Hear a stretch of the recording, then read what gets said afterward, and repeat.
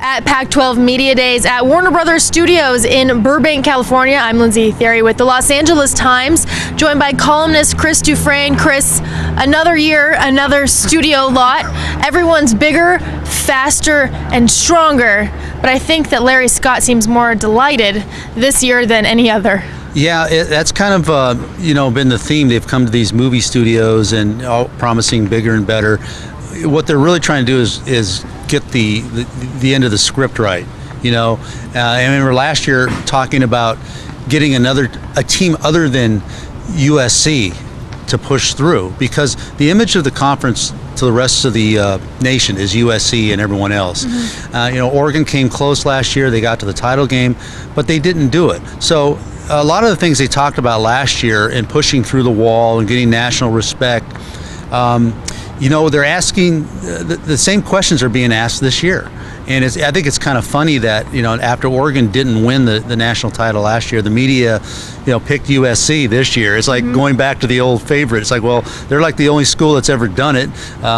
They're the only other team other than USC, the last team other than USC to win a national title in the conference was Washington in 1991.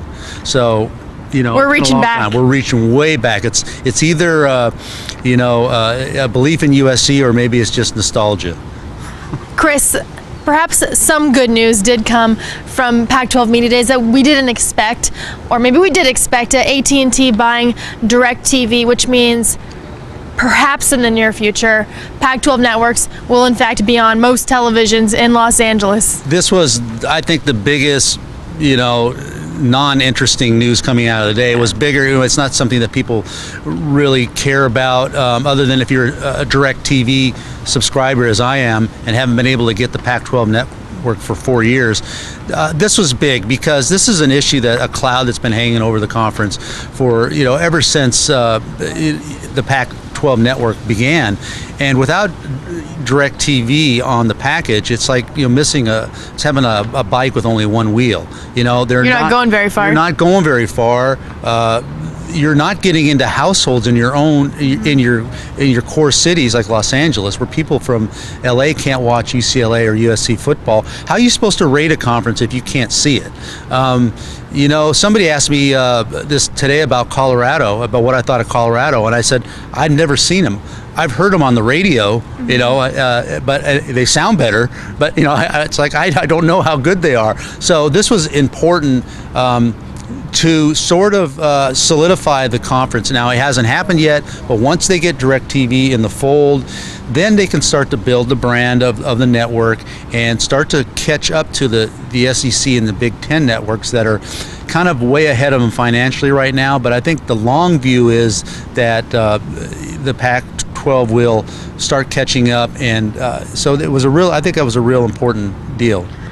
Pac-12 Media Days, much of a sales pitch for the entire conference. Many coaches, if not every coach, saying that this is the best conference. Did you buy it? Well, again, we're talking about perception. If you look what happened last year, it was the SEC West or the Pac-12 South. That was the conversation. The SEC West went 2-5 in the bowls. The Pac South, I think, went 4-1. There is nobody in the world today that is seeding that the Pac-12 South is better than the SEC West. Everyone's saying, well, SEC West is the deepest division in the college football.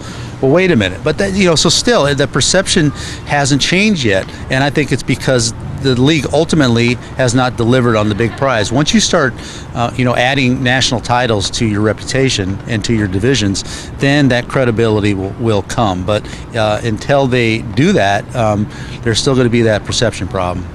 So everything is bigger, faster, stronger, seemingly. We'll find out actually when they actually take the field in September. At day one of Pac-12 Media Days with Chris Dufresne, I'm Lindsey Thiry for the Los Angeles Times.